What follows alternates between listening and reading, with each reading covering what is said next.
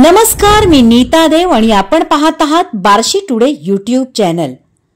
अ वर्ग असलेल्या आणि सर्वात मोठ्या 42 नगरसेवक असणाऱ्या बार्शी नगर परिषदेची निवडणूक तब्बल 9 वर्षांनी होतीये। त्यातूनही नगराध्यक्ष पदासाठी आम्हा महिलांना आनंदाची बातमी म्हणजे खुल्या वर्गातून चक्क महिला नगराध्यक्ष पदावर विराजमान होणार आहे। बाईपण भारी देवा, बाईपण भारी र, बाईपण भारी देवा, बाईपण भारी र र र र र। बर, आता बार्शी म्हटलं की कट्ट्यावरची चर्चा, त्यातून राजकीय घराणेशाही असलेले मातब्बर नेते मंडळी म्हणजे राऊत, सोपल, बारबोले। मागच्या निवडणुकीत माजी आमदार राजाभाऊ राऊत यांची सत्ता नगरपालिकेवर होती। आता चर्चा रंगलीये ती विद्यमान आमदार दिलीप सोपल गट सत्ता काबीज करणार का?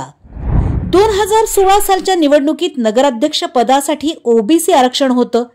ॲडव्होकेट आसिफभाई तांबोळी नगराध्यक्ष पदावर होते। यावेळी मात्र महिलांसाठी खुलं आरक्षण पडलंय। अर्थात राजकीय पक्षांना कोणताही फरक निश्चितच पडणार नाही, पण महिला नगराध्यक्ष पदासाठी उमेदवार मात्र योग्य निवडावा लागेल।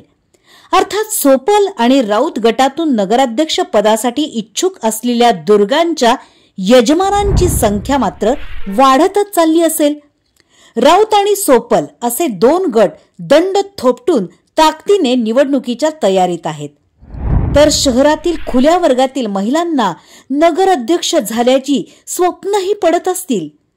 बार्शीच्या राजकारणात 23 वर्ष नगराध्यक्षपद भूषवलेल्या माजी आमदार, माजी नगराध्यक्ष प्रभाताई झाडबुके, माजी आमदार शैलजाताई शितोळे, 9 वेळा नगरसेविका पद भूषवलेल्या शोभाताई बागल यांनी आक्रमक राजकीय इतिहास घडवला आहे। बार्शीकरांना बार्शी नगरपालिकेचा कारभार स्वच्छ, भ्रष्टाचार मुक्त, पारदर्शी, सर्वसमावेशक असा झाला पाहिजे असंच वाटतंय। बार्शीकरांना वेध लागलेत ते बार्शी नगर परिषदेच्या नगराध्यक्ष पदासाठी पारंपरिक राजकीय घराणेशाहीची दुर्गा विराजमान होईल की जनतेतील सर्वसामान्य घरातील सुशिक्षित, सुसंस्कारित, सामाजिक भान असलेली, समाजाची जाणीव असणारी, माझी जनताच माझं कुटुंब हे वाक्य खऱ्या अर्थाने मानणारी आई भवानी विराजमान होईल? तुम्हाला काय वाटतंय, कोण होईल बार्शी नगरपालिकेची नगराध्यक्ष? माझ्या कमेंट बॉक्समध्ये नक्की कळवा।